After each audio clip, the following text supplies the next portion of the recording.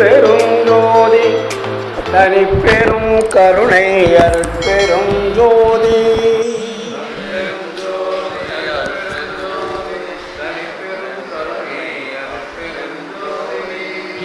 நினைந்து நினைந்து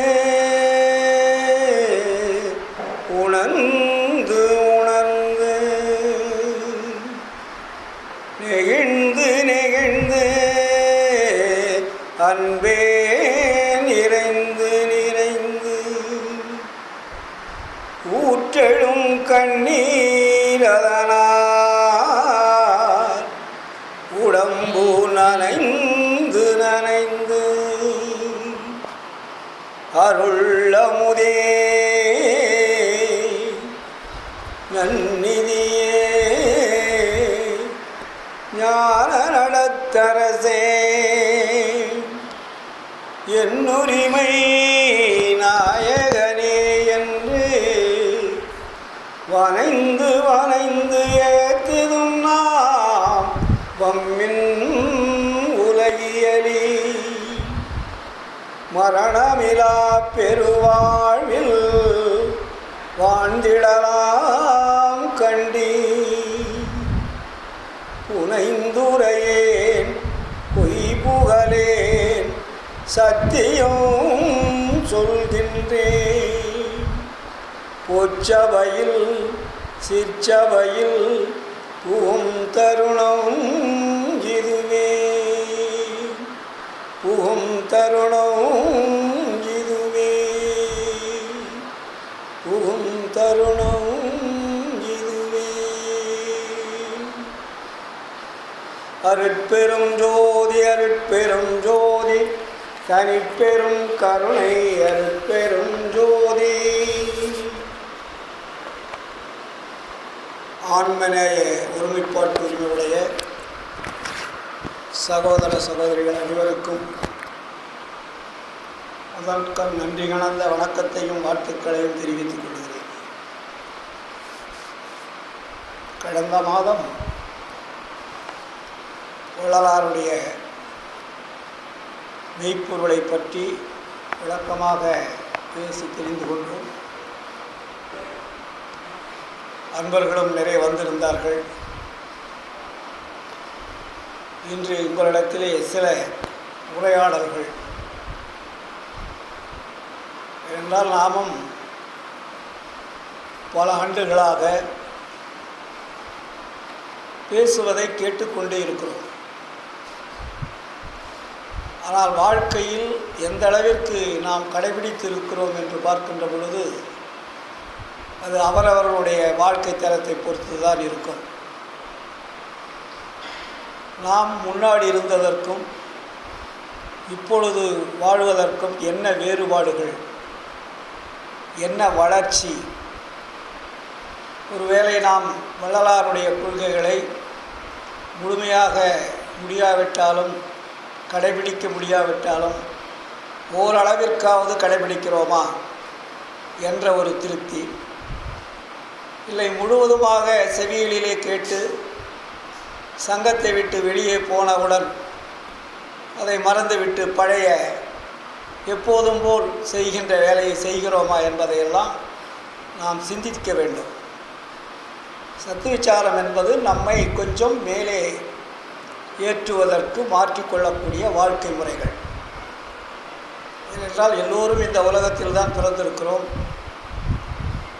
எல்லாமே இறைவனுடைய படைப்பு தான். இந்த இறைவனுடைய படைப்பிலே இறைவன் யார் என்பதை நாம் தெரிந்து கொண்டால் மட்டுமே நம்மளுடைய வாழ்க்கை மகிழ்ச்சியாக இருக்கும், உற்சாகமாக இருக்கும். நாம் அதிலிருந்து தடுமாற மாட்டோம். நாம் தடுமாறுவதற்கு அடிப்படை காரணமே கடவுள் யார் என்பதை நாம் முழுமையாக உணராத காரணம்தான். அதை முழுமையாக நம்ம உணர்ந்துட்டோம்னா பிரச்சனைக்கு இடமே கிடையாது. ஏதோ எல்லா சாமியும் கும்பிடுறோம், வள்ளலார் சொன்னதையும் கும்பிடுறோம். அப்படி என்ற ஒரு வாழ்க்கை இருந்தால் அது சுகம் அளிக்காது. அது வேஸ்ட்டு தான் சொல்லலாம். கண்டிப்பாக ஏன்னா வள்ளலார் வந்து அதில் வந்து ரொம்ப தீர்க்கமாக இருக்கார். நம்ம வந்து இப்போ நிறைய பார்த்திங்கன்னா சன்மார்க்கத்தில் இருக்கக்கூடிய அன்பர்கள் முழுவதுமே ஒரு 10% தவிர 90% எல்லாமே ஆற்றுல ஒரு கால் சேத்துல ஒரு கால் தான் வச்சிட்ருக்காங்க. வடலூருக்கும் வருவாங்க, சபைக்கும் வருவாங்க, ஜோதி தரிசனம் பார்ப்பாங்க, மறுபடியும் அங்கேருந்து எங்கெங்கே போகணுமோ போயிட்டு ஒரு ரவுண்ட் அடிச்சுட்டு அப்புறம் வீட்டுக்கு வருவாங்க. அது எவ்வளோ பெரிய ஒரு அறியாமை என்பது அவர்கள் புரிந்து கொள்ளவில்லை. அதை புரிந்து கொண்டால் அவர்கள் அது மாதிரி தவறுகளை செய்ய மாட்டார்கள். நான் ஒரு 15 ஆண்டுகளுக்கு முன்னாடி கூட சொல்லியிருக்கிறேன், உங்களுடைய வாழ்க்கையில் ஒரு மாற்றம் ஏற்பட வேண்டுமானால், பழையதை விட வேண்டுமானால், நீங்கள் வடலூருக்கு வந்து நீங்கள் மற்ற தெய்வங்களை அந்த பழைய பழக்க வழக்கத்தில் இருப்பதால் அங்கெல்லாம் சென்று பார்த்துவிட்டு வடலூர் ஜோதி தரிசனம் பார்த்துவிட்டு நேராக வீட்டுக்கு வந்தால் பலன் கிடைக்கும் ஓரளவுக்கு.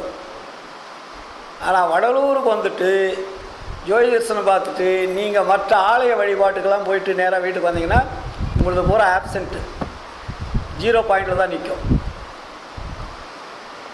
அதில் ஒரு சுறு துளி கூட உங்களுக்கு லாபம் கிடைக்காது. அதே மாதிரி தான் நம்மளுடைய வழிபாட்டு முறையிலையும் நம்மளுடைய வீட்டில் செய்கின்ற செயல்கள் எல்லாமே அருட்பெருஞ்சோதி ஆண்டவர் தான் உண்மையான கடவுள் என்பது எப்பொழுது உங்கள் மனதில் ஆழமாக பதிகின்றதோ அப்பொழுது தான் நம்மகிட்ட இருக்கக்கூடிய வினைப்பயன்கள் தீரும், துன்பம் அகலும். மற்றபடி நீங்கள் படிக்கிறதுனாலையும் பாடுறதுனாலையும் கேட்கறதுனாலையும் நமக்கு ஏதாவது ஒரு சிறு லாபம் கிடைக்குமானா கண்டிப்பாக கிடைக்காது. ஏதோ ஜீவகாருண்யம் பண்ணுறோம், அது ஒரு பர்சன்டேஜ் தான். அது ஜீவர்களுடைய துன்பத்தை போக்குவது. துன்பம்னா பசி தான் போக்குறீங்க, அதை விட்டால் வேறு எதையும் போக்கலை. ஜீவர்களுக்கு ஜீவர்களால் ஏற்படும் துன்பத்தை போக்குகின்ற பழக்கம் வரணும், அது வந்து ஜீவகாருண்யம்னு அதுக்கு பேர். ஏன்னா ஜீவகாருண்யம் என்பது ஜீவர்களுக்கெல்லாம் சொன்னார். ஜீவர்கள்னால் மனிதர்கள் மட்டும் சொல்லலை, ஜீவன்னா உயிர். உயிருள்ள ஜீவர்கள் எது எது இருக்குதோ அத்தனைக்கும் நம்ம உபகாரம் செய்யக்கூடிய அளவுக்கு இருக்கணும். புரியுதுங்களா? நம்ம வந்து ஏதோ பசியோடு வந்தால் ஒரு வாய் சோறு போட்டு அனுப்பிச்சிடுறோம், அது மட்டுமா ஜீவகாருண்யம் என்றால் இல்லை. வள்ளல் பெருமான் வந்து மிக தெளிவாக நமக்கு சொல்லியிருக்கார், எல்லா உயிர்களுக்கும் பசி முதல் பிணி, தாகம், இச்சை, எளிமை, பயம், கொலை, துன்பம். இப்போது எல்லா உயிர்களுமே கொலைப்படுது. மனிதர்கள் வந்து ஒரு சிலர் கொலைப்படாட்டியும் கூட கீழே இருக்கிற உயிரினங்கள் எல்லாமே அதிகமாக கொலைப்படுது. அது தாவரங்களாக இருக்கட்டும், ஊர்வன பரப்பனவாக இருக்கட்டும், மிருகங்களாக இருக்கட்டும், எல்லாமே கொலை தான் அதிகமாக நடக்குது. புரியுதுங்களா? அப்போது அந்த உயிரெல்லாம் நம்ம என்ன காப்பாற்றுறோமான்னா காப்பாற்றுறதுக்கு முடியல, காப்பாற்றுறதுக்கு வாய்ப்பும் கிடையாது. காரணம் அப்படிப்பட்ட ஒரு சூழல். சரி, அவன் பொருளை அவன் அடிக்கிறான், அவன் தின்றான், நம்ம போய் அதை எப்படி கேட்கறது அப்படின்ற ஒரு உணர்வு நமக்கு வந்துடுது. அதனால் நம்ம வந்து அதை பற்றி சிந்திக்கிறதும் கிடையாது, கேட்குறதும் கிடையாது. அப்போது நம்ம எப்படி எவ்வுயிரும் தம்முயிர் போல் என்னன்னு வள்ளலார் சொல்கிறார்ல. அப்போ நீ இன்னொரு உயிர் போயிட்டுருக்கும்போது நீங்கள் பார்த்துக்கிட்டு வேடிக்கை பார்த்துட்டு தானே போகிறோம். தம் உயிர் போல்னு எப்படி நம்ம நினைக்கிறது? அதுக்கு அடிப்படை இதுதாங்க. அதனால இந்த போர்டை கொண்டாந்து இன்னைக்கு இங்கே வச்சது. அப்படிங்களா? அப்போது எல்லா உயிரும் ஒன்றுன்னு நினைக்கிறோம். ஆனால் நினைக்கிறதோட மட்டும் இல்லாமல் நம்ம கண்ணுக்கு முன்னாடி நிறைய உயிர்கள் அழிக்கிறாங்க. ஆனால் நம்ம பார்த்துக்கிட்டு தான் போகிறோம். ஏன்னா நம்மளால் அதை இப்போ இருக்கக்கூடிய உலகத்தினுடைய சூழலில் அதை ஒன்றும் பண்ண முடியல. அப்படி ஏதாவது செய்ய போயிடணும்னா நமக்கு தான் பிரச்சனையை உருவாக்குறாங்க. அப்போ நம்ம என்ன பண்ணணும் சன்மார்க்கிகள் அப்படின்னா, நம்மளால் முடிந்த உயிர்களை காப்பாற்றணும். நமக்கு தெரிஞ்ச உயிரினங்கள் இருக்கு இல்லையா, அந்த உயிரினங்களை நம்மளால் முடிஞ்ச அளவுக்கு அந்த கொலையிலிருந்து நம்ம காப்பாற்றணும். அதை காப்பாற்றக்கூடிய ஒரு தில்லு ஒவ்வொரு சன்மாரிக்கும் வரணும். ஏதாவது ஒரு உயிரை இப்போ நீ கிடா வெட்டி பொங்கலை வைக்கிறான்னா அங்கே போய் நீங்கள் தடுத்து நிறுத்த முடியாது, உங்களை வெட்டிடுவான்.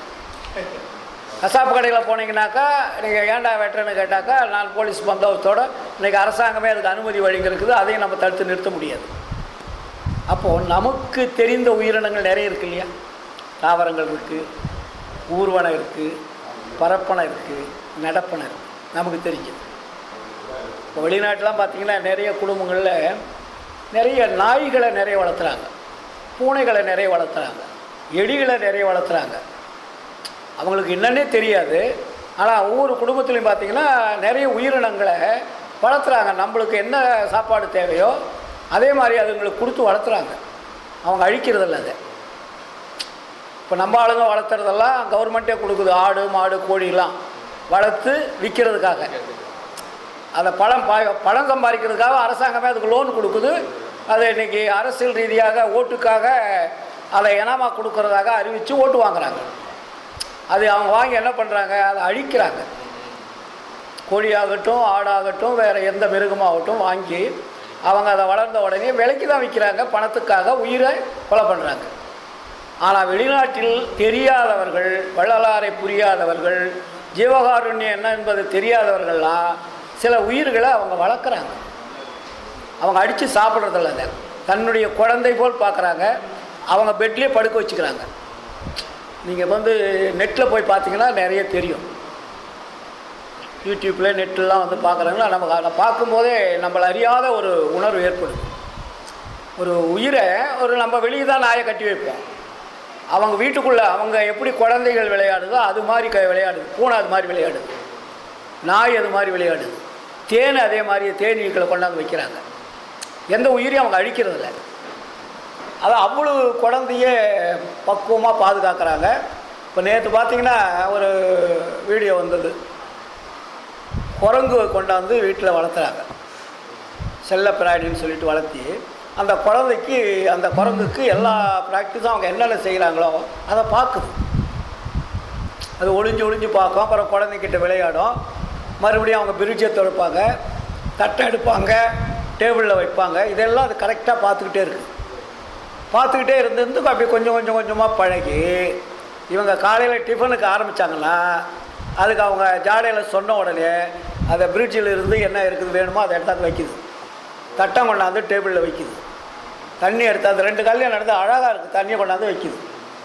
அப்போ அவங்க வீட்டில் என்னென்ன அவங்க செய்கிறாங்களோ அத்தனையும் அது செய்யுது. வளர்த்துறது மட்டுமல்ல, அதனுடைய குணத்தையே மாற்றி மனிதர்கள் போல் அது செய்யக்கூடிய ஒரு சூழலை அங்கே உருவாக்குறாங்க. அதை பார்க்குறதுக்கு நமக்கு ஆசையாக இருந்தது. குரங்கு மரம் தாவி செல்லக்கூடிய குரங்கை அன்பினால் அரவணைப்பினால் அவர்கள் அதை கொண்டு வீட்டில் வளர்த்தி அதுக்கெல்லாம் பெட்லேயே படுத்துக்குது. மழை நிலம் வேணுமா அதே மாதிரி அவங்க வச்சுருக்குறாங்க. கக்கூசில் போய் இருந்துட்டு சுத்தமாக பண்ணிட்டு வருது, வீடு கூட்டுது. அவங்க அந்த பெண்கள் என்னென்ன அந்த வீட்டில் செய்கிறாங்களோ அத்தனையும் அது செய்யுது. அப்போ அந்த உயிரினங்கள் நம்ம 6 அறிவு உள்ள மனிதன் உயர்ந்தவன் சொல்கிறோம். ஆனால் அந்த ஒரு 4 கால் உள்ள ஒரு பிராணி நம்மளுடைய பழக்க வழக்கத்தினால் எல்லா வேலையும் செய்யுது. அப்போ அவர் எவ்வளோ பெரிய அற்புதம். இது மாதிரி சின்ன உயிர்களை நம்மால் முடிந்த அளவுக்கு காப்பாற்றலாம் இல்லையா? ஒரு உயிர் ரொம்ப கஷ்டப்படுதா, நமக்கு தெரிஞ்சதா, ஒரு விலை கொடுத்து வாங்கி கூட அது ஏதோ ஒரு இடத்துல யாருக்கும் மனிதனுடைய கைக்கு அகப்படாத ஒரு இடத்துல கொண்டு போய் விட்டு வளர்த்துக்கலாம். இல்லாட்டி விட்டுட்டு கூட வந்துடலாம், தப்பிச்சுக்கோ. நம்ம கண்ணுக்கு முன்னாடி அந்த உயிர் போகுது. ஒரு கோழி எடுத்துக்கங்க, அவன் ஒரு 100 ரூபா கொடுத்து ஒரு 500 200 300 ரூபா கொடுத்து அதனுடைய விலையை கொடுத்து வாங்குறான். இன்னும் கொஞ்சம் நேரத்தில் வெட்ட போகிறாங்க, நமக்கு நல்லா தெரியும். அப்போ நம்ம என்ன பண்ணணும், என்னப்பா அந்த வேலை கோழி சார் நாங்கள் 200 ரூபாய்க்கு வாங்கிட்டோம், சரி இதான் 200 ரூபா வச்சுக்கோ கொடுன்னு சொல்லிட்டு அதை காப்பாற்றினாவே அது ஜீவகாருண்யம். அந்த நேரத்தில் அந்த உயிரை காப்பாற்றுவதற்கு அது தள்ளி போட்டாச்சு உயிரை. அவன் கொஞ்ச நேரத்தில் வெட்ட போகிறான். இப்போ இது மாதிரி செய்யக்கூடியது எல்லாமே ஜீவகாருண்யத்தில் தான் அடங்குது. புரியுதுங்களா? அதனால தான் வள்ளலார் உயிரெல்லாம் ஒரு நீ திருநடம் புரியும் திரு பொது என அறிந்தேன்னார். மனிதனுக்கு மட்டும் சொல்லலை, எல்லா உயிர்களிலும் இறைவன் இருக்கிறார். அப்போ அந்த உயிரை கொள்ளும்போது இறைவனை கொள்ளுகிற மாதிரி அது. கொலை என்பது ஒரு கொடூரமான செயல். அதை வள்ளலார் ரொம்ப அழுத்தமாக அதை நமக்கு வலியுறுத்துறார். அதனால தான் அதை உயிர் கொலையும் புலைப்புசிப்பும் உடையவரெல்லாம் உறவினத்தார் அல்லர். அங்கே அந்த ஸ்ட்ராங் பண்ணுறார். அவங்க ஆண்டவனை நினைப்பதற்கும் தொழுவதற்கும் அருகதை அற்றவர்கள்ட்டார். அந்த அந்த மனித உருவத்திலே அந்த உறவிலேயே சேர்த்துக்காதீங்க. அப்போ எவ்வளோ பெரிய ஒரு வார்த்தையை அந்த இடத்துல வள்ளல் பெருமான் போடுறார். அதனால தான் நம்ம எந்த உயிராக இருந்தாலும் நம்மால் முடிந்த அளவிற்கு காப்பாற்றக்கூடிய ஒரு செயலில் நம்ம ஈடுபடணும். ஏன்னா வள்ளல் சொல்கிறது பசி கொலை, மற்றதெல்லாம் இருந்தால் தப்பிச்சிடலாம். பிணி வந்தால் கூட அதை தப்பிச்சிடலாம். ஒரு ஆசை வந்துச்சுன்னா கூட அந்த ஆசையை கொஞ்ச நாள் லேட்டாக பொறுத்துக்கலாம் இல்லைங்களா. இச்சைன்னா ஏதாவது பொருள் வாங்கிறதுக்கு கிடைக்கலையேன்னு வருத்தப்படுறது, அச்சம் அது நம்ம கிடைக்குமோ கிடைக்காத என்று அச்சப்படுறது, இதெல்லாம் அந்த ஒவ்வொரு உயிரினங்களுடைய துன்பத்தினுடைய லிஸ்ட்டு. ஆனால் நமக்கு முதல் என்ன சொல்கிறாரு, உயிர் கொலையும் புலைப்புசிப்பும், பசி கொலை, இந்த ரெண்டை நம்ம காப்பாற்றுறதுக்கு நம்ம தயாராக இருக்கணும்.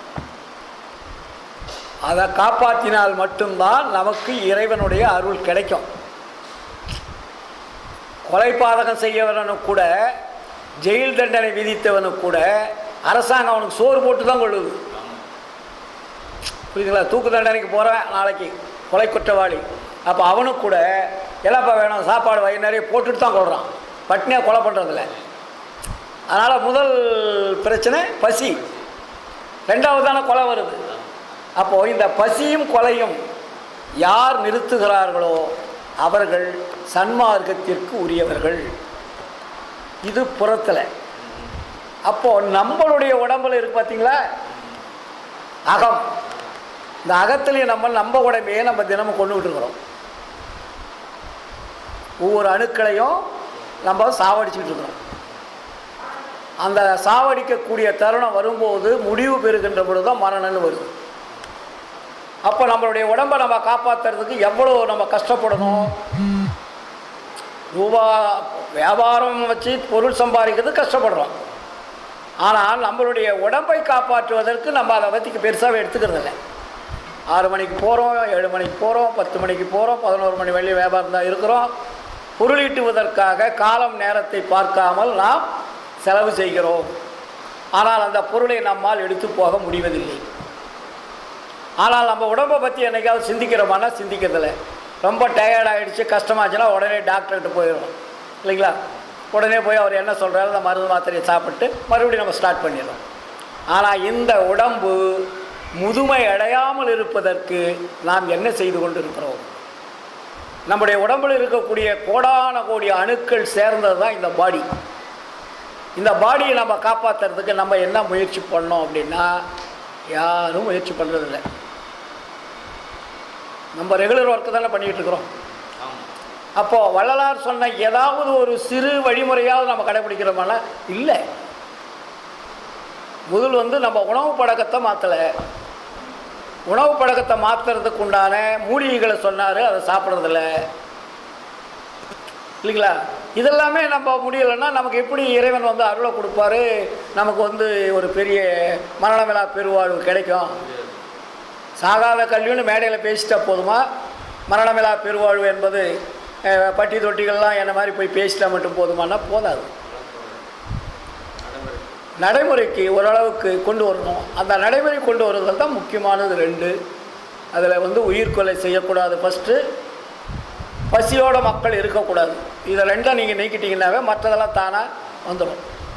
பசியை நீக்கிறவனுக்கு கொலையை நீக்கக்கூடிய தைரியம் வந்துடும்ன்றார். அந்த இயற்கையான பசியை நீக்கக்கூடணும். அது சும்மா பசிக்கிறாரல்ல, இயற்கையிலே அந்த உயிர் மேல் நீங்கள் கருணை வைத்தீர்களானால் கொலை செய்கின்ற பொழுதும் அந்த கருணை உங்களுக்கு வந்துடும். ஆட்டோமேட்டிக் சிஸ்டம் அது. சரி, ஏதோ நம்ம சங்கத்தில் சாப்பாடு போடுறாங்க 20 வருஷமாக, காலையில் ஏதோ ஒரு சந்தாதாரர் கொடுக்குறாங்க, ஒரு 200 பேருக்கு போட்டோமா அப்படின்னு போகிறது ஜீவகாருண்யம் அல்ல. அது உண்மை இரக்கத்தோட, உண்மை தயவோட, உண்மை கருணையோட வரக்கூடிய தெய்வங்கள் என்று நம்பி அவர்களுக்கு அந்த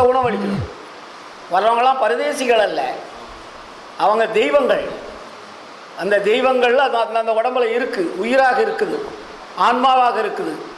அப்போ அவங்கள மிரட்டுறது, திட்டுறது, பேசுறது அதெல்லாம் இருக்கக்கூடாது. அன்பினால் அந்த அன்னத்தை நம்ம கொடுக்கணும். இதெல்லாம் சின்ன சின்ன விஷயங்கள். நம்ம நிறைய பெரிய பேச்சு பேசி என்ன பிரயோஜனம்? சின்ன சின்ன விஷயங்களை நம்ம கடைப்பிடிக்கிறதில்ல. நாளைக்கு 200 பேர் வராங்க, காலையில் 250-200 பேர் வராங்க, அவங்கக்கிட்ட அன்பு காட்டணும். அவங்க அன்பு காட்டும்போது, அந்த அன்பா நீங்கள் உபசரிக்கும் போது அவனுடைய ஆன்மா அவங்கள வாழ்த்தும். பரவாயில்லையா? சன்மார்க்க சங்கத்தில் இருக்கிறவங்களாம் தங்கம். அவங்கள மாதிரி யாருமே இப்படி வந்து அன்பாக வந்து நமக்கு உணவு கொடுக்கறதில்ல. எப்போ போனாலும் தயவு அன்பை காட்டி நம்ம மரியாதை கொடுக்க. நம்ம ஒரு பரதேசியாக இருந்தாலும் கூட நமக்கு ஒரு மரியாதை காட்டி அந்த உணவு கொடுக்குறாங்கன்ற உணர்வு அவனுக்கு ஏற்படும். அப்போது அந்த உணர்வு தான் நம்ம ஆன்மாவை சுத்தப்படுத்தும். அந்த வைப்ரேஷன், அவனுடைய எண்ண அலைகள் நம்மளுடைய எண்ண அலைகளில் வந்து கலக்கும். அது கலந்தால்தான் நமக்கு கொஞ்சம் கொஞ்சமாக நம்மகிட்ட இருக்கக்கூடிய அந்த அழுக்கு என்ற திரை கொஞ்சம் கொஞ்சமாக கரையும். இதெல்லாம் சின்ன சின்ன விஷயங்கள். நம்ம இதை விட்டுட்டு பெரிய விஷயத்தை நம்ம பேசி என்ன பிரயோஜனம் இருக்குது? இப்போ வந்து தினம் அசட்டை செய்யாமல் கருசாலையை சாப்பிடுங்கன்னு சொல்கிறார்.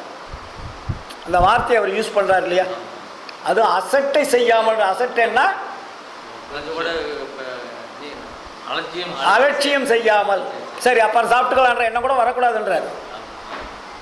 ஏன் அதை சொல்கிறார் அவ்வளோ அழுத்தமா என்றால், உங்களுடைய உடம்பை பாதுகாக்கக்கூடிய மூலிகை அது. உடம்பை பொன்போல் பாதுகாக்கும் ஆற்றல் உடையதுன்னு எழுதுறாரு. பொண்ணுன்னா என்ன? தங்கம். தங்கத்தை நீங்கள் பாதுகாக்கிற மாதிரி உங்கள் உடம்பை அது பாதுகாக்குன்றாரு. அதை அலட்சியம் செய்யாமல் தினம் தினம் நீங்கள் சாப்பிட்ணும். அதை நம்ம யாராவது கடைப்பிடிக்கிறோமா ரெகுலராக? வெரி குட், ரொம்ப சந்தோஷம், மகிழ்ச்சி. இதெல்லாம் நம்ம கடைப்பிடிக்கணும். அப்போது நம்ம அதை ஏன் அதை சொல்கிறாருன்னா, அந்த மூலிகை தான் உங்களுடைய அணுக்களை பாதுகாக்கும். இந்த அணுக்கள் வந்து சீக்கிரம் வந்து விரயமாகாமல் அதை பாதுகாக்கக்கூடிய அந்த உணர்வுகளை அது உருவாக்கும். அதுக்கு மேல் கொண்டு தான் நம்ம உணவு முறைகளை கொஞ்சம் கொஞ்சமாக மாற்றணும். அப்போ அந்த மூலிகையை நம்ம சாப்பிடும்போது என்ன ஆகுது? நமக்கு பக்குவம் வருது. ரெண்டாவது மூலிகை என்ன சொல்கிறாரு? தூதுவளை சொல்கிறார். தூதுவளை என்பது என்ன? அறிவை விருத்தி செய்யுன்றார். அறிவை விருத்தி செய்யும். நமக்கு அறிவு கிடையாது, அதனால் அறிவை விருத்தி செய்யணும்னு எழுதுறாரு. உங்களுக்கு அறிவு இல்லைன்னு வளரார் சொல்லலை. அறிவு விருத்தி செய்யணும்னா என்ன அர்த்தம்? உங்களுக்கு அறிவு இல்லை, இதை சாப்பிடுங்க, அது விருத்தி செய்யணும்னு அர்த்தம். புரியுதுங்களா? அப்போ அந்த தூதுவளையும் கருசாலையும் நம்ம இடைவிடாத சாப்பிட்டு பழகணும். அந்த சாப்பிட சாப்பிட நம்ம உடம்பு அதுக்கு ஒத்துக்கும். முதல்ல நம்ம திடீர்னு சாப்பிடும்போது, இப்போ நம்ம நண்பர் ஒருத்தர் அப்படி தான் சாப்பிட சொன்னாருன்னு ஒரு நாளைக்கு இந்த ஆடு மாடு பில்லு மேய்கிற மாதிரி பேஞ்சு ஹீட் ஆகிடுச்சு. ஆத்திரம். அப்படி இருக்கக்கூடாது. கொஞ்சம் கொஞ்சமாக சாப்பிட்டோம்னா நம்ம உடம்புக்கு இன்றைக்கி ஒரு அரை ஸ்பூன் சாப்பிட்டோமா எப்படி இருக்குது? சரி, கரெக்டாக இருக்குது, நாளைக்கு அதே பண்ணுங்கள். அப்படி ஒரு வாரம் அரை ஸ்பூன் பண்ணுவாங்க. அதுக்கு அடுத்த வாரம் கரெக்டு, இதில் எந்த விதமான சைடு எஃபெக்டோ ஹீட்டோ குளிர்ச்சியோ அதிகம் வரல, நார்மலாக இருக்குன்னா இன்னும் அடுத்த வாரத்துக்கு கொஞ்சம் சேர்த்துக்குங்க. கொஞ்சம் கொஞ்சமாக இதை பழகிட்டு வந்தால் நமக்கு என்ன ஆகும்? உடம்புக்கு தெம்பு வரும். நீங்கள் 1 கிலோ சோறு குழம்பு ரசத்தை தின்றதை விட இதை சாப்பிடுகின்ற பொழுது உங்களுக்கு உடம்புக்கு ஒரு தெம்பு வரும். நரம்பு வந்து நல்ல ஸ்ட்ராங்காக இருக்கும். அதுக்கு மேல் கொண்டு நம்ம என்ன பண்ணணும்? கொஞ்சம் கொஞ்சமாக உணவு முறைகளை மாற்றணும். வள்ளலார் தெளிவாக சொல்கிறார். சோற்றாசையோடு காம சேற்றாசைப்படுவாரை துணிந்து கொள்ள கூற்றாசைப்படுனார். கூற்றுவன்னா என்ன? யமா. நீங்கள் இந்த தினமும் தின்றதை தின்னுக்கிட்டே இருந்தீங்கன்னா யமனுக்கு வந்து சௌகரியமாக போச்சு. உங்களை சர்வசாதாரணமாக வந்து கூட்டிகிட்டு போயிடுவான். நீங்கள் ஒன்றும் அங்கே அதை வந்து தடுத்து நிறுத்த முடியாதுன்ட்டார். புரியுதுங்களா? அதுக்கப்புறம் இன்னொரு இடத்துல என்ன சொல்கிறாரு? ஈரமும் அன்பும் கொண்டு இன்னருள் பெற்றேன், என் மார்க்கம் இரவாத சன்மார்க்கம் தோழி. அடுத்தவர் என்ன சொல்கிறாரு? காரமும் மிகு புளிச்சாரமும் கைப்போடே உப்போடே கசப்போடே கூட்டி ஊரமுது உண்டு நீ ஒழியாதே. அதுக்கு என்ன பேர் வைக்கிறாரு? ஊரமுது உண்டு நீ ஒழியாதே அந்தோ ஆரமுது உண்டு என்னோடு ஆடையடி பந்து அருட்பெரும் ஜோதி கண்டு ஆடையடி பந்துன்றார். அப்போது நீ ஊரமுது என்றால் இது ஏன் ஊரமுதுங்கிறது பேர்? இது மலம் வரும், சிறுநீர் வரும், வேர்வை வரும், அழுக்கு வரும், எல்லாமே வெளியே வந்து அது உங்களை அழிச்சிடும். இந்த 6 சுவை தான் உங்களை அழிப்பது. இப்போ நம்ம எதையோ தியானம் பண்ணுறோம், யோகம் பண்ணுறோம், தபம் பண்ணுறோன்றதெல்லாம் வேலையாகாது. நீங்கள் 3 வேலையை நல்லா மூக்கு பிடி தின்னுட்டிங்கன்னா எந்த தியான யோகம் தான் இருந்தாலும் இன்னும் வேலையாகாது. அப்போ நம்ம என்ன பண்ணோம்? இந்த அறுசுவையை கொஞ்சம் கொஞ்சமாக பக்குவமாக குறைக்கணும். அறுசுவை நம்ம ஃபுல்லாக சாப்பிடும்போது என்ன வருது? காமம் வருது. காமம் என்றால் என்ன? உணர்ச்சி. உணர்ச்சி எப்படி வருது? இந்த அறுசுவை அது இரத்தமாக மாறி ரத்தம் சுத்தகரிப்பு செய்து அது குண்டலினி பையில் போய் விந்துவாக மாற்றமடைந்து இறங்கிடும். அப்போ விந்து இறங்கினா என்ன ஆகும்? உங்களை சும்மா விடாது. அது வீரியம் உள்ளது, அது சும்மா விடாது. அது போய் ஏதாவது ஒரு தப்பு பண்ண ஆரம்பிச்சு சொல்லிடும். நீங்கள் தப்பு பண்ணுறதில்ல, உங்களுக்கு அந்த எண்ணம் வராது. ஆனால் இந்த உணவினால் உங்களுக்கு அந்த விந்து என்ற வீரியம் வந்து அது வெளியே வருகின்ற பொழுது உங்கள் உடம்பு சீக்கிரமாக அழிந்து போயிடும். அதனால தான் கிராமத்தில் அந்த காலத்தில் என்ன சொல்லுவாங்க? விந்து விட்டவன் நொந்து கட்டான்னு சொல்லி பழமொழி உண்டு. அப்போது நமக்கு ஆரமுது ஊறுறதுக்கு இந்த உடம்போ தவிர ஊரமுதுக்கு அல்லன்றார். அது ஊரமுது, அதுவும் அமுதம்தான், அதுவும் வந்து அங்கே தான் இறங்குது. இது ஆரமுது, இது மேலே இருந்து கீழே வெளியே இறங்கணும். இது இறப்பையிலிருந்து வெளியே வந்து அது ஃபில்ட்ரு பண்ணி அதை எங்கெங்கே சுத்திகரிப்பு செய்யணுமோ அத்தனையும் செய்து அது ரத்தமாக மாற்றி, ரத்தம் 4 வகைன்னு எழுதியிருக்கார் வள்ளலார். அதை எந்தெந்த ரத்தத்தில் என்னென்ன இருக்குதுன்னு கலவை எழுதி வச்சுருக்கார். உரநடை பகுதியில் போனீங்கன்னா தெரியும். இன்றைக்கி தான் வந்து இவனுங்களை ஏபிசிடின்னு சொல்கிறான். ஆனால் வள்ளலார் அன்னைக்கே எழுதியிருக்காரு 4 வகை ரத்தங்கள் அப்படின்னு எழுதலை. கலவை ரத்தம் என்னென்ன ஒரு 4 வகையில் வரும். அப்போ அந்த 4 வகை ரத்தங்கள் அந்த உணவனுடைய தன்மைக்கு மாறி அங்கே வருது. இது வந்து சுக்கில பையில் போய் இறங்கிடுது. இறங்கிட்ட உடனே அது என்ன ஆகும்? நம்மளுடைய வயதை கூட்டிக் கொண்டே இருக்கும். இது தினமும் சாப்பிட்றீங்க, தினமும் வெளியே வந்துட்டுருக்கு, தினமும் சாப்பிட்றீங்க, தினமும் வெளியே வந்துட்டுருக்கு இல்லையா? அதனால் வள்ளலார் அதுக்கு என்ன சொன்னார்? அதை கூட ஊற்றுக்கேணி நாயன்னு ஒரு வார்த்தை போடுறார். ஒரு ஆண் பெண் என்பது தினம் தினம் உடலுறவு செய்யக்கூடாது. அப்படி செய்தால் உங்களுடைய உடம்பு சீக்கிரம் அழிந்துவிடும். அப்போ என்ன சொல்கிறாரு? 15 நாளைக்கு ஒரு தடவை, இல்லறத்தானுக்கு 15 நாளைக்கு ஒரு தடவை ஆண் பெண் உடலுறவு வைத்து கொள்ள வேண்டும். ஏனென்றால் இறைக்காமல் இருந்தாலும் ஆபத்து, இறைத்து கொண்டே இருந்தாலும் ஆபத்துன்றார். புரியுதுங்களா? நம்ம டெய்லி இறைச்சாலும் சீக்கிரம் வற்றி போய், அதனால தான் அது ஊற்றுக்கேணி நாயன்னார். ட்ரை ஆகிட்டுனா அதுக்கப்புறம் சீக்கிரம் உடம்பு தேக நஷ்டம் ஏற்படுன்ட்டார். அப்போது சிட்டத்தை நீக்குவது போல்னு போட்டார். எப்படி ஒரு சிட்டம் கட்டிட்டா விளக்கில் அந்த மேலே இருக்கிற சிட்டத்தை நீக்கணும்னா மறுபடியும் விளக்கு நின்று எரியுது.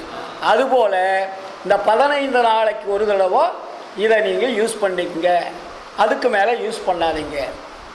அப்போ கூட என்ன எதற்காக நம்ம யூஸ் பண்ணோம்னா குழந்தை வேண்டும் என்ற உணர்வுக்கு மட்டும் யூஸ் பண்ணுன்றார். இப்போ உடம்பை நம்ம பாதுகாக்கிறதுக்கு என்னென்ன வழிமுறைகளை நமக்கு சொல்லியிருக்காரு. நம்ம இதெல்லாம் அந்த சிந்திக்கிறதே கிடையாது, அங்கே போகிறதே இல்லை. பாட்டை பாடிடுறோம், எல்லாம் பண்ணிடுறோம், எப்போதும் போல் செய்கிறோம். அப்போ நம்ம உடம்பு எவ்வளோ பெரிய பொண்ணானதுன்னு சொல்கிறார் இல்லையா? உடம்பை பாதுகாக்குவது மிக மிக அவசியம். அப்போ இந்த மாதிரி நிலையில் என்ன, அது வந்து இடைவிடாது இறைவனை தொடர்பு கொள்ளுபவருக்கு சுக்கிலம் உண்டாகாதுன்ட்டார். வைப்ரேட் ஆகிடும், அங்கே குண்டலினி சக்திக்கு வராது. ஸ்டோர் பை இருக்கு இல்லையா, அந்த ஸ்டோர் பைக்கு வராது. எப்படி இந்த பிரிட்ஜில் வந்து ஒரு சில பிரிட்ஜில் தண்ணி கீழே இறங்கினோடனே வெளியே எடுத்து ஊற்றுவாங்க. ஒரு சில பிரிட்ஜில் வந்து அந்த தண்ணி கீழே இறங்காத வைப்ரேட் ஆகிட்டே இருக்கும். இப்போ கம்பெனிகளை பார்த்தேன், எங்கள் வீட்டில் அப்படி தான். முதல்ல வாங்கினோம், தண்ணி நம்ம எடுத்து ஊற்ற வேண்டியதில்லை, அது தண்ணி இறங்க இறங்க அது வைப்ரேட் ஆகி ஆகி வெளியே போயிடும். இப்போது வர இதில் வந்து கீழே ஒரு டேங்க் வச்சுருப்பான், அந்த கூலிங் ஆக ஆக தண்ணி ஃபில்டர் ஆகி அந்த டேங்க்கில் வந்து நிறைஞ்சிடும். மறுபடியும் அந்த டேங்கை கழட்டி நம்ம கொண்டு போய் வெளியே ஊற்றிட்டு மறுபடியும் சுத்தம் பண்ணிட்டு வைக்கணும். புரியுதுங்களா? அப்போ நமக்கு என்ன ஆகணும்? வைப்ரேட் ஆகணுமே தவிர அதை ஸ்டோர் ஆகக்கூடாது. இடைவிடாது இறைவனை தொடர்பு கொள்ளுகின்றவர்களுக்கு, எந்த இறைவனை?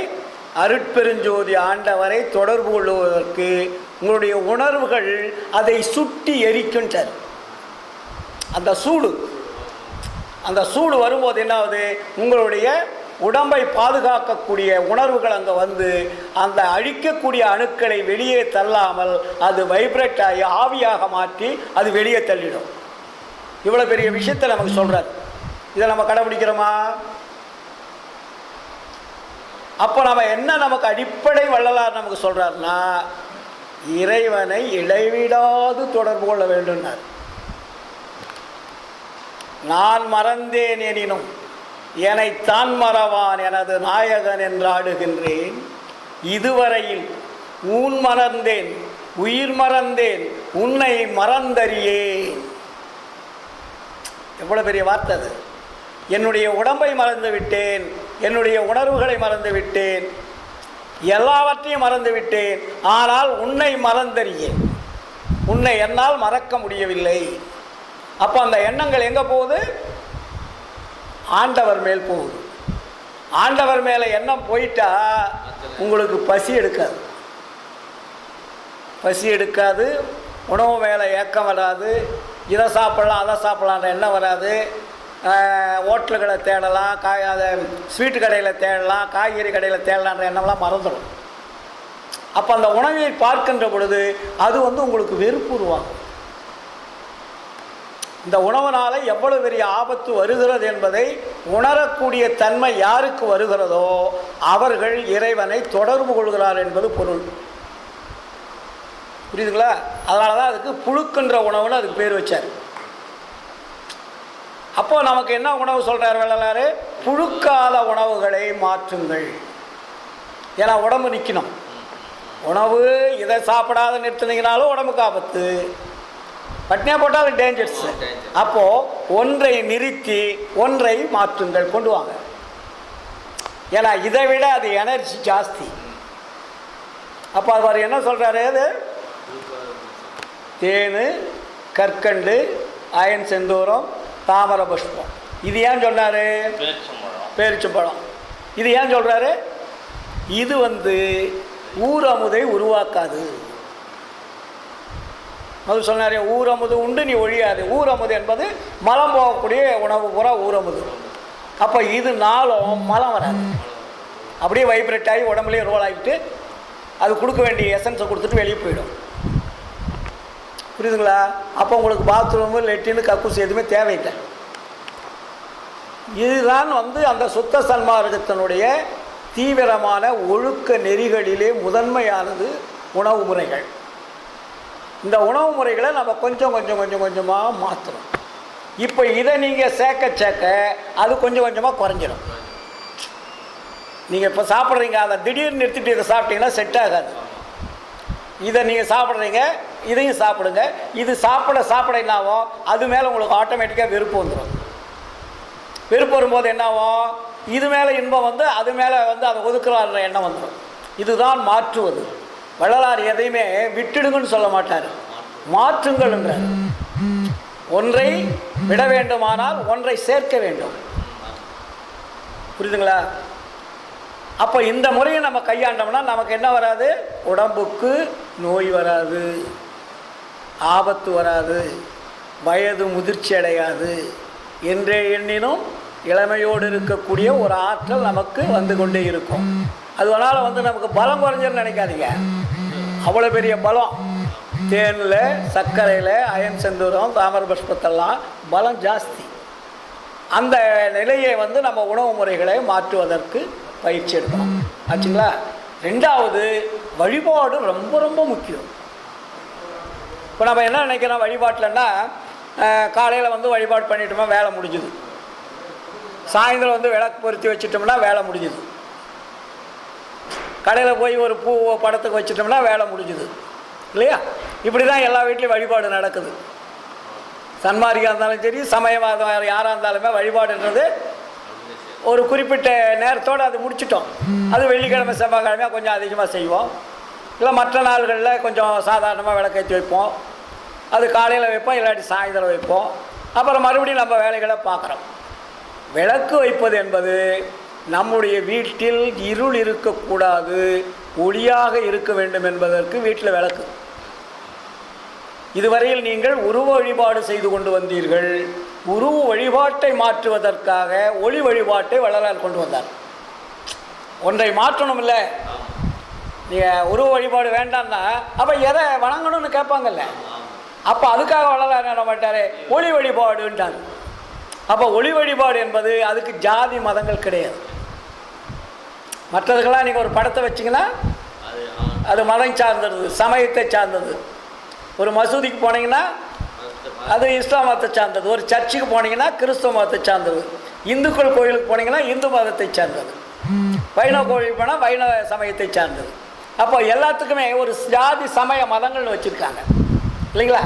ஆனால் விளக்குக்கு ஏதாவது ஜாதி சமய மதங்கள் இருக்கா?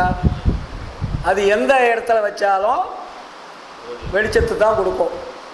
ரெண்டாவது, அது மேல் நோக்கி தான் எரியும், கீழ் நோக்கி வராது. அது எந்த ஜாதி மதம் என்பது அந்த விளக்குக்கு தெரியாது. யார் வீட்டில் வேணாலும் இருக்கலாம். அதனால் அது பொது வழிபாட்டு முறைன்னு வள்ளலார் கொண்டு வந்தார். அப்போ அதுக்கு வேறு என்ன, பொது வழிபாட்டு முறை. அதுக்கு சாயங்கள் பூசாமல் அவர் வள்ளலார் என்ன வர சத்திய ஞான ஜோதினர். அதுக்கு சமரச சுத்த சன்மார்க்க சத்திய ஞான சபைன்னு வச்சு அதுக்கு சத்திய ஜோதி நித்திய ஜோதின்றார். அதுக்கு சத்திய ஜோதி, ரெண்டாவது நித்திய ஜோதி. அப்போ நம்ம என்ன பண்ணுறோம், புறத்தில் தானே வச்சு வழிபாடு பண்ணுறோம். அப்போ உங்கள்கிட்ட என்ன வழிபாடு இருக்குது? நீங்கள் வழிபாடு விளக்கேற்றி வச்சுட்டு கடைக்கு போயிட்டீங்க, அந்த அம்மா இருக்காங்க விளக்கு வச்சுட்டு அவங்க வேலைக்கு போயிடுறாங்கன்னு வச்சுங்க. அப்போ வழிபாடு உங்களுக்கு என்ன அங்கே இருக்குது? அப்போ வள்ளலார் இங்கே என்ன சொல்கிறாரு, அடங்கு நாள் இல்லாது அமர்ந்தானை காண்பதற்கு தொடங்கு நாள் நல்லதென்றோ. கடவுள் அடங்காதவன். அவனை யாரும் அடக்க முடியாது, தடுக்க முடியாது, நிறுத்த முடியாது, நீங்களாக உருவாக்க முடியாது.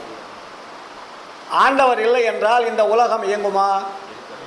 அண்டங்கள் இயங்குமா? அவர் ஓய்வு எடுக்க முடியுமா? அப்போது அதனால் வள்ளலார் என்ன சொல்கிறார், அடங்கு நாள் இல்லாது அமர்ந்தானை காண்பதற்கு தொடங்கு நாள் நல்லதன்றோ நெஞ்சே தொடங்கு நாள் நல்லதன்றோ. நீங்கள் ஜோதி வச்சுட்டீங்க, வேலை முடிஞ்சிடுச்சு இல்லைங்களா? அதுக்குன்னு ஒரு நேரம் காலம்னு வச்சுருக்கிறீங்க. ஆனால் கடவுள் நேரங்காலத்தை பார்த்தா என்ன ஆகும்? நான் காலையில் தான் சூரியன் உதிக்கிறத நான் இன்றைக்கி உதிக்க மாட்டேன், 12 மணிக்கு தான் உதிக்கிறேன்னா நீங்கள் என்ன பண்ணுவீங்க? அது நேரங்காலம் பார்க்குதா? அப்போது இறைவன் அடங்காதவன், உங்களுடைய ஆன்மாவும் அடங்காதது. உடம்புல இருக்கக்கூடிய ஆன்மா அது ஏதாவது ஓய்வு எடுக்குதா? அது ஓய்வு எடுத்தால் அந்த உடம்பு என்ன ஆகும்? சவமாயிடும். சிவம் என்பது சென்று விட்டால் சவம் என்பது வந்துவிடும் இல்லையா? அதனால தான் நம்ம சமயத்தில் கூட அன்பே சிவம்னாங்க. அங்கே அது அன்புன்னு பேர் வச்சாங்க. வள்ளலாருங்க என்ன சொல்கிறாரு, அது இடைவிடாது இயங்கிக் கொண்டிருக்கக்கூடிய மெய்ப்பொருள்னார். நம்ம உடம்புல எந்த இடைவிடாது, எப்படி ஆண்டவர் இடைவிடாது செயல்பட்டு கொண்டிருக்கிறாரோ அதே போல் உங்களுடைய உடம்பில் எப்படி தாயினுடைய கருவறையில் அது அமர்ந்து அது தனக்கு வாழ்க்கைக்காக உடம்பை எடுத்து உயிரை எடுத்து வெளியே நீங்கள் செய்யக்கூடிய தவறுகளையெல்லாம் அது பார்த்து கொண்டு சாட்சியாக இருந்து கொண்டு உங்களுக்கு என்னென்ன செய்கிறோமோ அத்தனையும் அதுக்கு கூடவே இருந்து செஞ்சு கடைசியில் நீங்கள் அன்ஃபிட்டுன்னு நினச்ச உடனே தான் அது வெளியே போகுது. அது இருக்கும் வீட்டை நீங்கள் அழிக்கின்ற தருணம் வருகின்ற பொழுது தான் அது வெளியே போகுது. புரியுதுங்களா? அப்போ அந்த உயிரையும் உடம்பையும் எப்படி பாதுகாக்க வேணும்? அது பாதுகாத்தா தானே ஆன்மா என்ற அந்த மெய்ப்பொருள் நிற்கும். அப்போ நம்ம என்ன செஞ்சுக்கிட்டு இருக்கிறோம்?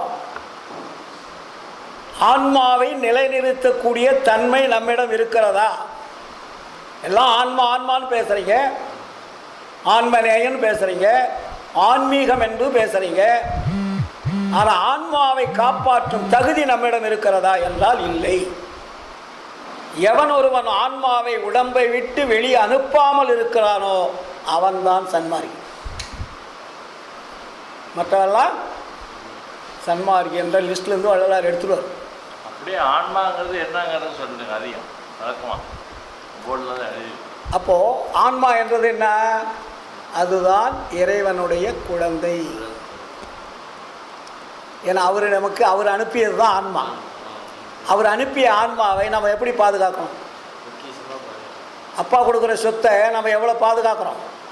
அதை அடிச்சுட்டா மறுபடியும் அப்பா கொடுப்பாரா? ஒரு தொழிலுக்கு பணம் கொடுக்குறாரு, அந்த தொழிலில் நஷ்டம் பண்ணுறீங்க, அப்புறம் என்ன ஆகுது? வேறு தொழிலுக்கு போயிடுறீங்க. அப்போ இது நஷ்டம் உடனே வேறு தொழிலுக்கு போயிடுறீங்க. அதே மாதிரி ஆன்மா என்ன பண்ணுது? இந்த உடம்பு நஷ்டம் அடையும் போது இந்த உடம்பை விட்டுட்டு வேற ஒரு வீடு எடுத்துக்குது. அப்போ வீடு இல்லாமல் ஆன்மா வாழுமா என்றால் வாழாது. அப்போ நம்ம சமயவாதிகள் என்ன சொன்னாங்க? பக்தி மார்க்கத்தில் உடம்பை விட்டு ஆன்மா பிரிந்தால் சொர்க்கத்திற்கு சென்றுவிடும், வைகுண்டம் சென்றுவிடும், கைலாயம் சென்றுவிடும். ஏனென்றால் நாமெல்லாம் காசி ராமேஸ்வரம்லாம் போய் வழிபாடு செஞ்சோம், அதனால் இந்த ஆன்மாவானது ஆண்டவர் வந்து சொர்க்கத்துக்கு கூட்டிடுவார்னு அவங்க ஒரு கதை கட்டிட்டு போயிட்டாங்க. ஆனால் வள்ளலார் என்ன பண்ணார்? அவனே, நீ உடம்பை விட்டு வெளியே ஆன்மா சென்றால் மறுபடியும் பிறப்பு உண்டுடான்ட்டார். அது எங்கேயும் போகிறதுக்கு சான்ஸே கிடையாது. உடம்பை விட்டு ஆன்மா வெளியே சென்றால் அது மறுபடியும் வேறொரு வீடு எடுத்து வாழுமே தவிர அது வேறொரு இடத்திற்கு செல்லாது. அப்போ அந்த ஆன்மா என்ற இறைவனுடைய குழந்தையானது ஆன்ம தேகத்தோடு தான் இங்கே வந்தது. இந்த உருவத்தை எடுத்துக்கிட்டு அது வரல.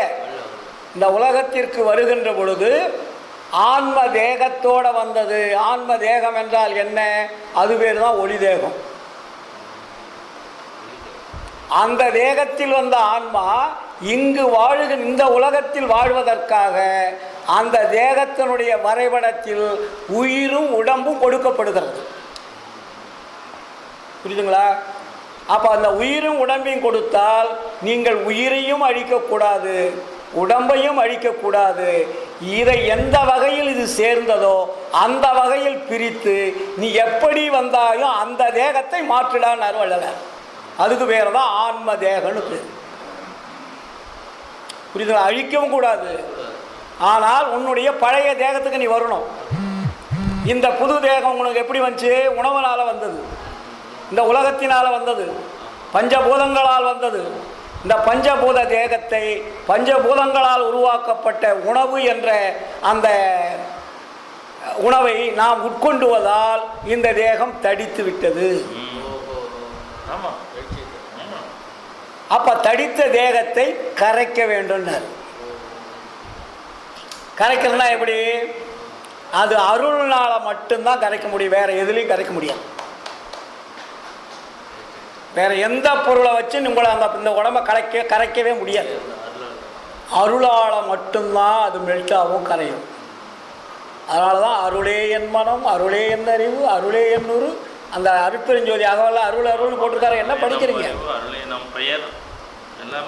அருள் தான். அப்போ அந்த அருளை பெறுவதற்கு தான் நாங்கள் இவ்வளோ கஷ்டப்படணும்.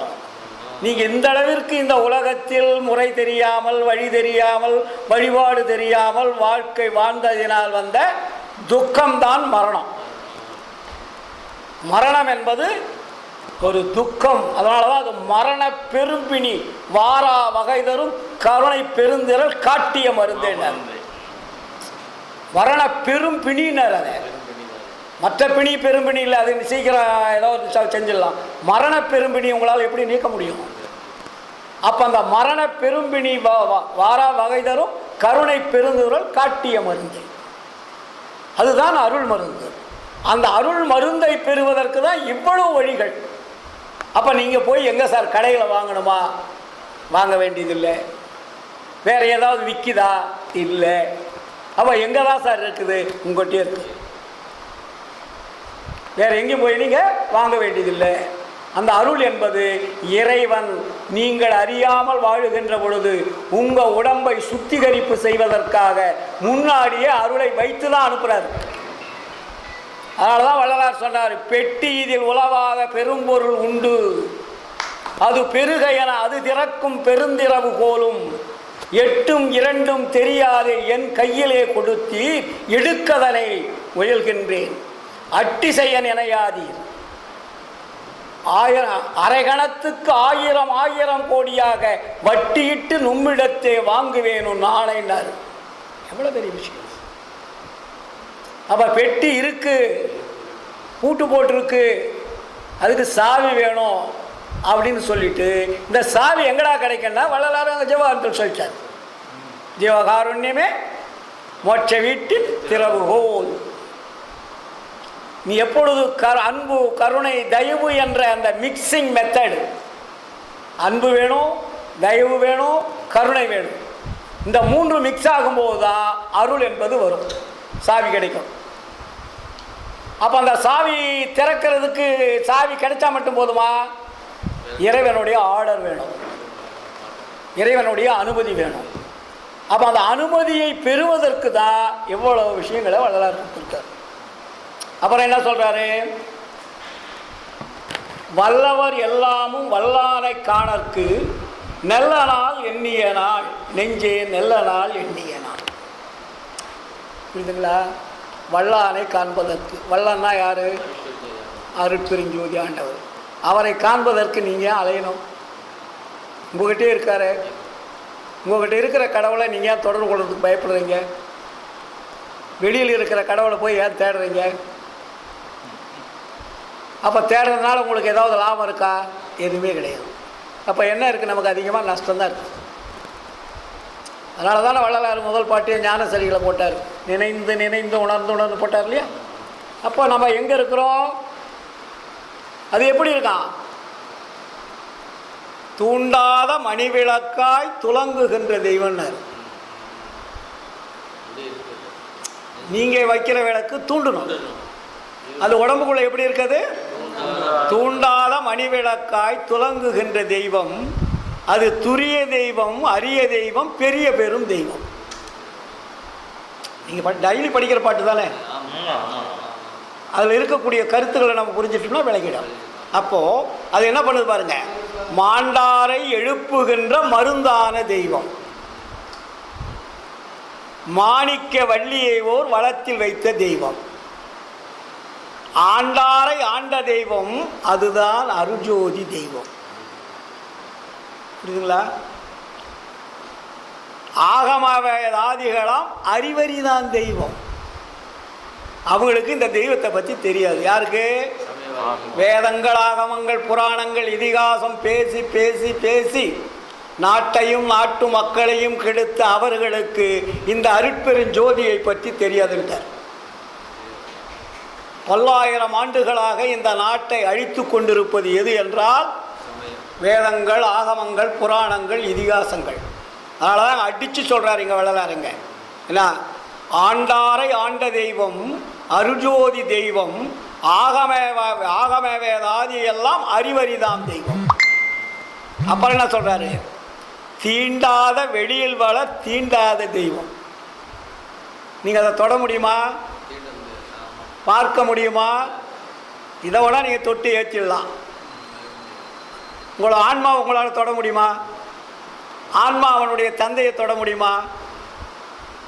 அதனால தான் அது தீண்டாத வெளியில் வள தீண்டாத தெய்வம். அது எங்கே இருக்கு? சிற்சபையில் விளங்குகின்ற தெய்வம். அதே தெய்வம் உங்ககிட்ட சிற்சபையில் இருக்கிறது ஐயா, வேற போய் தேடாத. உன்னை இயக்கிக் கொண்டிருக்கக்கூடிய அந்த ஆற்றல் மிகு ஆன்மாவை தொடர்பு கொள்ளாமல் நீ ஏன் அலைந்து கொண்டிருக்கிறாய்? வாங்க வாங்க, நான் வராட்டி கூட என் பொண்டாட்டி கூப்பிடுறேன், அதுக்குள்ளக்காக போயிட்டு வரணும், கிளம்பிடணும். இல்லை, ஜாதகம் பார்த்தோம், அந்த கோயிலுக்கு போய் இந்த கோயிலுக்கு போய் பரிகாரம் செய்ய சொன்னாங்க, அதனால் அதை போய் செஞ்சால் தான் நமக்கு வந்து குடும்பத்தில் நிம்மதி இருக்குன்னு சொல்லிட்டு நீங்கள் சன்மாதத்தில் இருப்பீங்க. பொண்டாட்டியை பேச்சு தட்ட முடியாது, குழந்தைய பேச்சு தட்ட முடியாது. போகலைன்னா அப்பாவை அனுப்பிட்டுடுவான். பொண்டாட்டி அன்ஃபிட்டுடுவாங்க. இப்போ இந்த வாழ்க்கை முறையை நம்ம வகுத்து வச்சுட்டோம். அப்போ நீங்கள் ஆரம்பத்திலேருந்தே உங்களுடைய இல்லறத்தில் இருக்கக்கூடியவர்களுக்கு சொல்லி புரிய வச்சுருந்தா இரு மனமும் ஒரு மனமாக இருக்கும். அது நம்ம மட்டும் போகிறோம், அவங்க எப்படியும் அவங்க வேலையை பண்ணிட்டு போகிறாங்க, நம்ம விட்டுட்டு வந்துடுறோம். நிறைய இப்போ பாருங்க, பொம்பளைங்க யாராவது இருக்காங்களா? ஒருத்தர் தான் இருக்காங்க. முதல்ல கொஞ்சம் 4-5 பேர் வந்தாங்க. அப்போது நம்ம ஆரம்பத்தில் என்ன பண்ணுறோம், அவங்கள ஒதுக்கிடுறோம். அவங்க வந்தால் தொல்லை, இல்லாட்டி அவங்கள கூட்டிகிட்டு போகணும், அதை கூட்டிகிட்டு போனால் வர வழியில் ஏதாவது வாங்கி கொடுக்க சொல்லுவாங்க. இப்படிலாம் நம்மளுடைய எண்ணங்கள் மாறி அவர்களை தள்ளி தள்ளி வைத்து அவர்களுக்கும் அந்த உண்மை ஒழுக்க நெறியை சொல்லாமல் நாம் அவர்களை தள்ளி வைத்துட்டோம். அதனால் நம்ம எதை செஞ்சாலும் அவங்க வெறுப்பாக நம்மக்கிட்ட பேச ஆரம்பிச்சிட்டாங்க. என்ன சொன்னாலும் கேட்குறது. என் பொண்டாட்டி நான் வந்து வரும்போதே நான் கூட்டிகிட்டு தான் வந்தேன், கடைசி வரையும் கூட்டிகிட்டு தான் போனேன். இப்போ முடியாததுனால வரல. ஒவ்வொரு இந்த சங்கத்துக்கு எத்தனை ஆண்டுகள் தொடர்ச்சியாக வந்திருப்பான். நான் வராத என் ஒய்ஃப் வராத அந்த சங்கத்துக்கு வரமாட்டேன். இதே இடத்துல அப்போ அந்த நிலையை நாங்கள் ஆரம்பத்திலேருந்தே உருவாக்கிட்டோம். அப்போ எனக்கு துணையாக இருக்கிறாள் எல்லா வகையிலும், எனக்கு தடை என்பது கிடையாது இன்னைக்கு வெளியும். அப்போது நம்ம ஒரு தாய் தந்தையர் அந்த வழியை பின்பற்றுகின்ற பொழுது தன்னைத்தானே குழந்தைகள் மாறிடும். புரியுதுங்களா? இப்போ என்னுடைய குழந்தைகள் அத்தனை பேருமே வள்ளலாரை விட்டு வேறு எதையுமே வழிபட மாட்டாங்க. இது அருட்பெருஞ்சோதி ஆண்டவரை தவிர தெளிவாக இருப்பாங்க. என் பேரன் பேத்திங்களும் அப்படி தான்.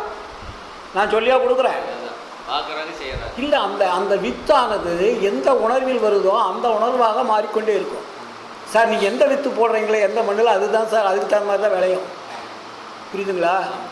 அப்போ எங்களுடைய உணர்வுகள் அது உணர்வான அந்த உணர்வு நல்லொழுக்கத்தினுடைய உணர்வுகளாக வித்துவாக உருவானது.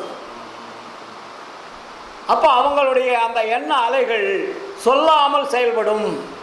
அதனால்தான் வள்ளலார் சொல்வார், பலனால் சந்ததி இல்லாமல் வருந்துகின்ற சம்சாரிகள் ஜீவகாருண்யமே விரதமாக அனுசரிப்பார்களே ஆனால் அவர்களுக்கு நல்ல அறிவுள்ள குழந்தை பிறக்குன்னு எழுதுறார். புரியுதுங்களா? இப்போ நான் போன வாரம் கூட கரு உண்டாகும் இதன்னு ஒரு ஷார்ட்டில் போட்டு விட்டேன். குழந்தை இல்லாதவர்கள் தவிக்கின்ற தவிப்பு, அவர்கள் யாரை நம்பி எப்படியெல்லாம் ஏமாறுகிறார்கள். பூசாரிகளை நம்பி ஏமாறுகிறார்கள், ஜோதிடர்களை நம்பி ஏமாறுகிறார்கள், வழிபாட்டு முறைகளை நம்பி ஏமாறுகிறார்கள். இப்படி நிறைய அதுக்கு தொடர்பெல்லாம் கொடுத்துட்டு இந்த ஏமாற்று வேலை தேவையில்லை. அப்போ வள்ளலார் சுக்கிலம் உண்டாகும் விதம் என்பதெல்லாம் எழுதியிருக்காரு இல்லையா? அதை பார்த்து அவங்களுக்கு புரிகிற மாதிரி எழுதி ஃபுல்லாக நான் போஸ்ட் பண்ணிட்டேன். அது பயங்கரமான வரவேற்பு. ஏன்னா அறியாமல் புரியாமல் தெரியாமல் இந்த நிலையில் அவங்க போய் விழுந்துடுறாங்க. பணத்தையும் அடிச்சிடுறாங்க, கற்பையும் விலை பேசி விழுகிறாங்க. நீங்கள் நிறைய இடத்துல போனீங்கன்னா குழந்தை உங்களுக்கு எப்படி கிடைக்கும் உருவாக்குன்னு சொல்லிட்டு இந்த பூசாலிங்க ஜோதிடர் மருத்துவர்லாம் என்ன பண்ணுவானுங்க, தவறான வழியை யூஸ் பண்ணுறாங்க. அப்புறம் இன்னொன்று வந்திருக்கு இல்லையா, டெஸ்ட் டியூப்னு. டெஸ்ட் டியூப்னா என்ன சார்? அது இன்னொருத்தனுடைய விந்தை எடுத்து இன்னொரு பெண்ணில் அனுப்புவதுக்கு பேர் தான் டெஸ்ட் டியூப். அதுக்கு இப்போ அந்த பொண்ணு விபச்சாரமே பண்ணிடலாம். புரியுதுங்களா? அவன் யாரோ என்னவோ எந்த விந்தோ எந்த சுக்கிலமோ இந்த கருமுட்டைக்கும் அந்த கருமுட்டைக்கும் ஒத்துட்டுச்சுனாக்கா ரெண்டையும் டெஸ்ட் பண்ணி டியூப்பில் வச்சு விட்டுருவான். அப்போ அந்த குழந்தை எப்படி இருக்கும்? அப்போ அந்த அந்த அப்பாவை மதிக்குமா, மற்றவங்கள மதிக்குமா? இதனுடைய ஜீன்ஸ் அதனுடைய ஜீன்ஸ் வேறுபட்டுரும். குடும்பத்தில் பின்னாடி வளர அது என்ன இப்போ தானே நிறைய 10-15 வருஷமாக அப்படி உருவாக்குறாங்க. அவங்க வளர்ந்து வரும்போது தான் அந்த வாழ்க்கை முறை எப்படின்னு தெரியும். இதெல்லாம் வந்து தேவையற்ற விஞ்ஞானங்களை கண்டுபிடித்து கருவிகளை கண்டுபிடித்து பணத்தை கொள்ளையடிப்பதற்காக செய்கின்ற சூட்சுமம். அப்போ வள்ளலாரிங்க என்ன சொல்கிறாரு, எதுவே வேண்டாம், நீங்கள் இடைவிடாது அருட்பெருஞ்சோதி ஆண்டவரை தொடர்பு கொண்டு ஜீவகாருண்யமே வழிபாடாக நினைத்து விரதமாக ஏற்று செயல்பட்டீர்களானால் நல்ல அறிவுள்ள சந்ததியை உண்டு பண்ணும் என்பது சத்தியமே எழுதுகிறார்கள். அப்போ உங்களுடைய ஜீன்ஸ் அது மாற்றிடும். பழைய அந்த அசுத்த அணுக்களை மாற்றி சுத்த அணுக்களாக அது மாற்றும். எப்படி? ஜீவகாருண்யத்தினால. மற்றவருடைய ஆற்றல் நம் இடத்திலே வந்து பதிய பதிய பதிய என்னாவோ நம்முடைய உணர்வுகள் அணுக்கள் எல்லாமே சுத்திகரிப்பு செஞ்சிடும். அதே மாதிரி இடைவிடாது இறைவனை தொடர்பு கொள்வதனால் உடம்பே சுத்தமாயிடும். அதனால தான் இங்கே வள்ளலார் நமக்கு சொல்கிறாரு, காலம் கடந்த கடவுளை காணற்கு காலம் கருதுவது. இறைவன் காலம் கடந்தவர், அவரத்தை போய் நீங்கள் பார்க்கறதுக்கு நேரங்காலத்தை பார்த்து வழிபாடு பண்ணுறீங்க இல்லையா? காலம் கடந்த கடவுளை காண்பதற்கு காலம் கருதுவதே நெஞ்சே காலம் கருதுவதே. வச்சுங்களா? எப்படி அந்த பாடல் பூரா அற்புதமான பாடல்கள், தனிப்பாடல்கள் வரும். அப்புறம் தடையாதும் இல்லா தலைவனை காணற்கு தடையாதும் இல்லை கண்டாய். நீ அவனை தொடர்றதுக்கு எந்த தடையும் கிடையாதுட்டார். மற்றவங்களை தொடுவதற்கு தடை உண்டு. புரியுதுங்களா? ஏன்னா உங்கள்கிட்ட இருக்கக்கூடிய ஆன்மா இறைவனால் அனுப்பியது. ஆனால் அந்த உண்மையான இறைவனை நீங்கள் தொடர்பு கொள்ளுகின்ற பொழுது அங்கே தடை என்பது கிடையாது. நீங்கள் உண்மையான இறைவனை விட்டுட்டு வேறொரு இறைவனை வணங்கினா அங்கே தடை வந்துடும். அந்த தடை என்பதான் மாயினால் உருவாக்குவது. மாயன்னு சொல்கிறீங்க இல்லையா? அப்போ மாயை என்ன பண்ண தப்பு பண்ணுறான்னு அர்த்தம். அது புரிஞ்சுக்கும். ஏன்னா மாய்க்கு தெரியும் நம்ம என்னென்ன பண்ணுறோம்னு. மாயை என்பது சாத்தான் என்பது சைத்தான் என்பதெல்லாம் ஒன்று தான். அப்போ எத்தனை என்ன பண்ண நீங்கள் செய்கிற தவறுகளுக்கெல்லாம் அதுதான் அவங்களுக்கு தண்டனை கொடுக்குறது. அப்போது உண்மையான தெய்வத்தை நீங்கள் தொடர்பு கொண்டால் மாயை உங்கள் விட்டு விலகிவிடும். உங்களுக்கு வரவேற்பு கொடுக்கும், பாதுகாப்பு கொடுக்கும், உங்களுக்கு ஆபத்தை உருவாக்காது. இவ்வளோ பெரிய விஷயங்கள் இருக்குது. அதனால தான் தடையாதும் இல்லா தலைவனை காண்பதற்கு தடையேதும் இல்லை கண்டாய். அங்கே தடை என்பது கிடையாதுன்றார். அதாவது கையுள்ள அமுதத்தை வாயுள அமுதாக்க பையுளானுக்கு என்னையோ நெஞ்சே பையுளானுக்கு என்னையோன்னு சொல்கிறார். அப்போது உன்னுடைய கையில் இருக்குது, அது வாங்கி போகிறதுக்கு எவ்வளோ நேரம் ஆகும்? நீ வேறு இடத்துல போய் வாங்கிட்டு வந்தால் தானே சாப்பிட்றதுக்கு கஷ்டம், நேரம் ஆகும். முன்னாடியே இருக்குது, அதை எடுத்து சாப்பிட்றதுக்கு நீ ஏன் கஷ்டப்படுற? அப்போ உன்னுடைய ஆன்மாவில் அமுதமாக வைக்கப்பட்டு இருக்கிறது, அதை எடுக்கிறதுக்கு நீ ஏன்டா கஷ்டப்படுறன்றாரு. கண்ணுக்கு முன்ன உடம்புக்குள்ளே இருக்குது. நீங்கள் போய் எங்கே விலை கொடுத்து வாங்க வேண்டியதில்லை, வெளியே போய் தேட வேண்டியதில்லை. அப்போ நம்ம என்ன பண்ணிகிட்டு இருக்கிறோம்? நம்ம தான் சிந்திக்கணும். அப்போ நம்ம என்ன பண்ணோம்? இறைவனை இடைவிடாது தொடர்பு கொள்ள வேண்டும். இன்னொன்று, நாம் உணவு முறைகளை மாற்ற வேண்டும் இல்லையா? உணவு முறைகளை மாற்றிட்டீங்கன்னாவே ஒழுக்கம் என்பது தானாக வந்துடும். இந்த ஒழுக்கம் கெட்டு போச்சுன்னு சொல்கிறாங்களா? எப்படி கெடுது? உணவுனால தான் கெடும் ஒழுக்கம். புரியுதுங்களா? வள்ளுவர் சொன்னார், ஒழுக்கம் விழுப்பம் தரலாம், ஒழுக்கம் உயிரினும் ஓம்பப்படுன்னு. விளக்கம் சொன்னாரா? இல்லை. ஆனால் வள்ளலார் வந்து தான் அந்த ஒழுக்கத்துக்கு முதல் அடி கொடுத்தாரு. முதல்ல இந்திரிய ஒழுக்கத்துக்கு வாடான்னார். இந்திரியம் என்றால் புறக்கருவிகள். இந்த புறக்கருவிகள் செய்யக்கூடிய செயல்பாட்டினால் தான் உங்களுக்கு துன்பங்கள் வந்து கொண்டு இருக்கிறது. இந்த புறக்கருவிகளை வச்சு தான் நீங்கள் சாப்பிட்றீங்க. அப்போ உணவு முறைகள் எதுலேருந்து கருவி மூலமாக தான் உள்ளே போகுது. அப்போ நீங்கள் தான் வாய் அடக்கணும், கையடக்கணும், கால் அடக்கணும், கண் அடக்கணும், காது அடக்கணும், மூக்கு அடக்கணும், வாய் அடக்கணும்னு எல்லாத்தையும் ஐம்புலன்களையும் நீங்கள் அடக்கணும். கண்ட்ரோல் பவர் கொண்டு வந்துடணும். அப்போ இந்த புறக்கருவிகளை அடப்பதற்கு எது கருவிகளாக உள்ளே இருக்குது? கரணங்கள் இருக்குது. அதுதான் மனம், புத்தி, சித்தம், அகங்காரம் என்று சொல்லக்கூடிய கருவிகள். அப்போ இந்த கருவிகள் தான் உங்களுக்கு வேலை வாங்குது. புறத்தில் இருக்கக்கூடிய கருவிகளை வேலை வாங்குவது கரணங்கள். அப்போ அந்த கரணங்களும் இந்திரியங்களும் பழக்கத்தினால் செயல்படுகிறது. ஆன்மா சொல்லி செயல்படுறது பழக்கத்தினால். எப்படி? ஒரு குரங்கு சொன்னல, ஒரு குரங்கு வீட்டில் பழக பழக பழக சொல்லி கொடுக்க அந்த பழக்கத்தில் அது செய்யுது, பார்த்து. அதே மாதிரி நம்ம அம்மா அப்பா இந்த உலகம் எதை சொல்லி கொடுத்ததோ அதை தான் செய்கிறோம். புரியுதுங்களா? சொல்லி கொடுக்காத யாருக்குமே தெரியாது சார். அது படிப்பாகட்டும், பொருளாகட்டும், உங்கள் வாழ்க்கை முறையாகட்டும், யாருமே சொல்லாமல் தெரிந்து கொள்வதற்கு வாய்ப்பே கிடையாது. எல்லாம் சொல்லியது தான்.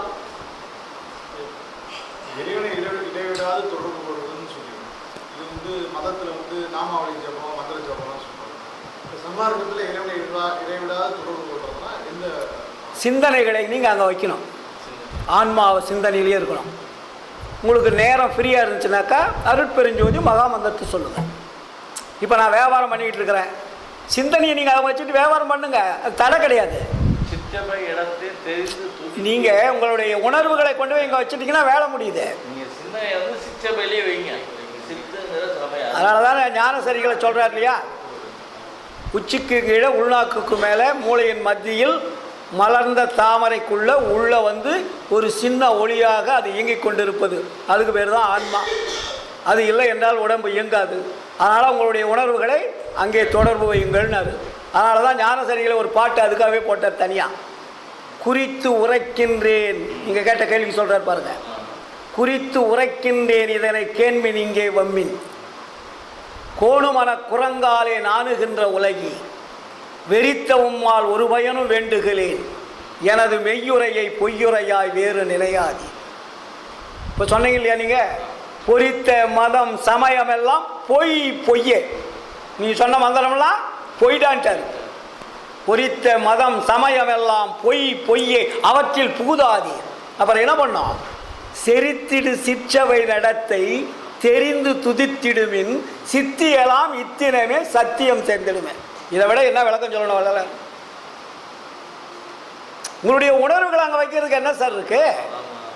இப்போ ஒரு சாதாரண எக்ஸாம்பிள், ஒரு பொம்பளை கையில் குழந்தை வச்சுட்ருக்குறான், இன்னொரு இடத்துல கூடை வச்சுருக்கிறான், தலைமையத்தில் ஒரு பானையை வச்சு தண்ணி வச்சுக்கிறான். அவள் போயிட்டே இருக்கிறாள்ல, பழக்கத்துக்கு வந்துட்டால, அப்போ அந்த பானையும் விடாது, குழந்தையும் விட மாட்டா, கையில் இருக்கிற பொருளையும் விட மாட்டா. அப்போ தலைமையில் இருக்கிறது என்ன, அது தன்னைத்தானே அந்த உணர்வு அங்கே போயிட்டு இருக்குது. இப்படி நடக்கும்போது நடந்தால் கூட அந்த உணர்வுகளை பேலன்ஸ் பண்ணிக்கலாம். இப்போ எத்தனை பேர் அப்படி கொண்டுட்டு போகிறாங்க. அப்போ நீ செய்யக்கூடிய தொழில் அதில் பாதிக்காது. உணர்வுகளை வைக்கிறதுக்கு நமக்கு என்ன இருக்குது? இப்போ நான் போயிட்டு இருக்கிறேன், ட்ரெயினில் வேலை செஞ்சுட்டு இருக்கேன், படிச்சுட்டு, என் உணர்வு அங்கே தான் இருக்கணும். அங்கே உணர்வு வந்தால் தான் நான் பேச முடியும், இல்லாட்டி பேச முடியாது, லாக் ஆகிடும். நான் ஏதோ ஒன்று எடுப்பேன், ஏதோ ஒன்று பேசுவேன், இடையில் வந்து எனக்கு அதை எடுத்து கொடுக்கும், கடவுள் கொடுக்கணும். அப்போ என்னுடைய உணர்வுகள் அங்கே போகும்போது எனக்கு தெரியாத வார்த்தைகள் வந்து விழும். புரியுதுங்களா? உங்களை அழிப்பதற்கல்ல, உங்களை வாழ வைப்பதற்குத்தான் அது வேலை செய்கிறதே தவிர உங்களை மாற்றி தள்ளுவதற்கு அல்ல. அதனால தான் வள்ளலார் இடைவிடாது சிற்சபையின்கண் மனதை செலுத்திங்கன்னு கரண ஒழுக்கத்தை போட்டார். புரியுதுங்களா? மனதை அலைமோத விடாமல் சிற்சபையின் இழுத்து நினைங்கடான்றார், மழி விடாத.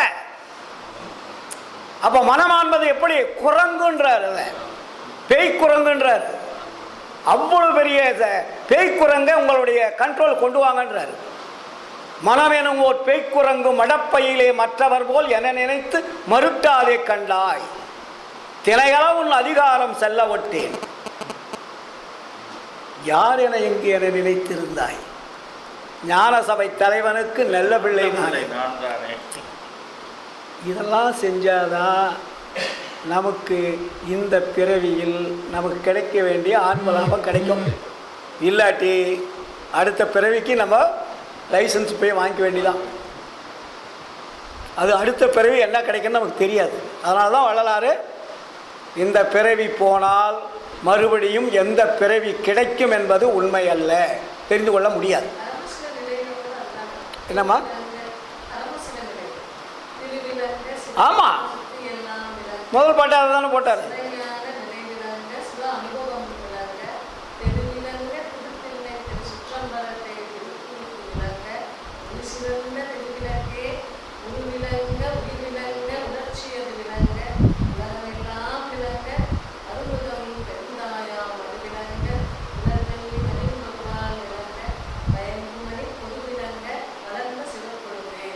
தெளிவாக சொல்லிட்டார் இல்லையா?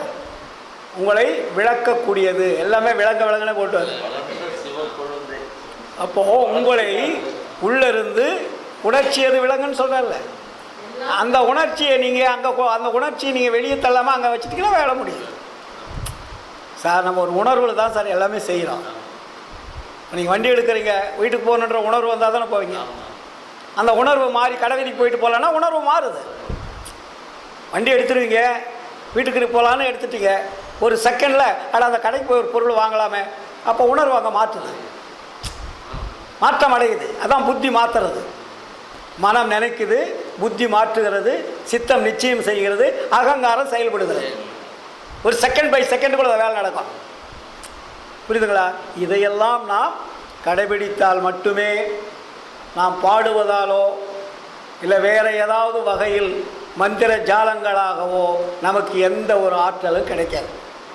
நம்முடைய வாழ்க்கை நம் கையில் இருக்கிறது, நம்முடைய ஒழுக்கம் நம் கையில் இருக்கிறது. நாம் எந்த அளவிற்கு ஒழுக்கத்தோடு வாழுகின்றோமோ அந்த ஒழுக்கம்தான் உயிரையும் காப்பாற்றும், உடம்பையும் காப்பாற்றும். ஒழுக்கம் தவறினால் மரணம் நிச்சயம் என்பதை கூறிக்கொண்டு, இந்த அளவிற்கு நீங்கள் தினமும் நாம் படிப்பதை விட சிந்திக்க வேண்டும். சத்விச்சாரம் இன்றைக்கி நம்ம சத்விச்சாரம் பண்ணியிருக்கோம். இந்த விசாரத்தில் நாம் தெரிந்து கொள்வது என்ன? அன்றைக்கி கடவுள் ஒருவரே என்பதை நினைத்து கடவுளை இடைவிடாது தொடர்பு கொள்வது. ரெண்டாவது, வாழ்க்கை முறையை உணவு முறையினால் எதை எதை விட வேண்டும், எதை எதை சேர்க்க வேண்டும், இல்லையா? இதையெல்லாம் நாம் கடைபிடித்து வந்தால் நம்முடைய வாழ்க்கை ஊரமுது இல்லாத ஆரமுது கிடைக்கும், இல்லைங்களா? அப்போ நம்ம என்ன பண்ணுறோம்? ஊரமுதை உண்டு ஒழிந்து கொண்டிருக்கிறோம். ஆரமுது உண்டு நம்மை ஆள வைக்கக்கூடிய ஒரு சூழல் வரணும். இதை நாம் தெரிந்து கொண்டோமானால் இன்றிலிருந்து நம்முடைய வாழ்க்கையை கொஞ்சம் மாற்றுங்கள். மாற்றிவிட்டால் அது மாறிக்கொண்டே இருக்கும். மாறாது இருக்கிற வழி தான் கஷ்டம். புரியுதுங்களா? நீங்கள் உங்களை கொஞ்சம் மாற்றிடுங்க பாருங்கள், அது உங்களை கூட்டிகிட்டு போயிடும். ஆனால் இதுவரையில் அமைதியாக இருந்து இந்த விசாரத்தில் கலந்து கொண்ட அத்தனை அன்புள்ளங்களுக்கும் நீண்ட ஆயுள், நிறைந்த செல்வம், அழியா புகழும் அருளும் கொடுத்து எல்லாம் வல்ல அருட்பெருஞ்சோதி ஆண்டவர் ஆட்கொள்ள வேண்டும் என்று கூறிக்கொண்டு, இந்த வாய்ப்பளித்த ஈரோடு சமரச சுத்த சன்மார்க்க சத்திய சங்க அன்பர்களுக்கு வந்தனம், வணக்கம். வாழ்க வாழ்க, எல்லோரும் நீடு ஒழி வாழ்க, எல்லா உயிர்களும் இன்புற்று வாழ்க. மகாமந்திரத்தை சொல்லுங்கள். அருட்பெரும் ஜோதி அருட்பெரும் ஜோதி தனிப்பெரும் கருணை அருட்பெரும் ஜோதி. அருட்பெரும் ஜோதி அருட்பெரும் ஜோதி தனிப்பெரும் கருணை அருட்பெரும் ஜோதி. அருட்பெரும் ஜோதி அருட்பெரும் ஜோதி தனிப்பெரும் கருணை அருட்பெரும் ஜோதி. இந்த சிறிய உரையை நிறைவு செய்கிறேன். வணக்கம், வாழ்த்துக்கள்.